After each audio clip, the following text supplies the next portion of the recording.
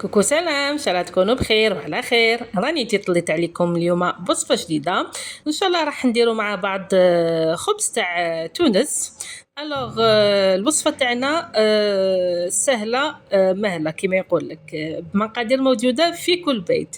عندي هنا كيله تاع بيض، كيله تاع كاوكاو محمص ومرحي، كيله تاع لا شابيور، كيله غربع تاع زيت، وكيله غربع تاع سكر، وكيس ونص تاع خميره تاع الحلويات.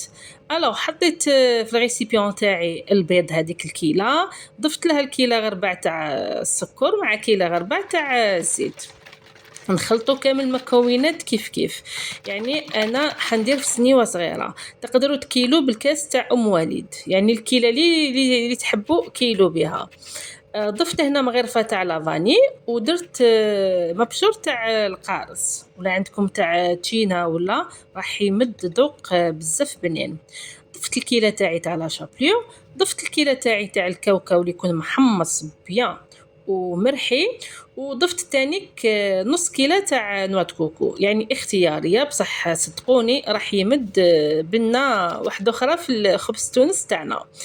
ضفت الخميره تاع الحلويات تاعي كما قلت لكم باكي ونص.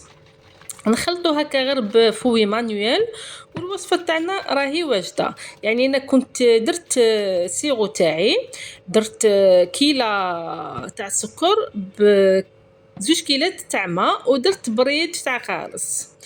جبت المول تاعي اللي فيه 15 على 30 سنتيم، دهنته بالزيت وفرخت هذاك الخليط فيه.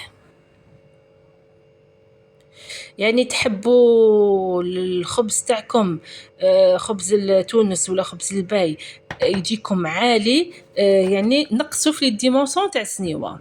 انا ما نحبش يكون بزاف عالي، نحبو يجي مويا. هنا بعد ما طابنا نجي هو هكاك سخون نشربو ديريكت بالسيرو تاعي اللي يكون بارد. كما قلت لكم السيرو فيه كاس سكر بزوج كيسان ماء، نخليوه مور 10 دقائق يغلي ونطفيو عليه بيان سور بلا ما ننساو البرش تاع القارص.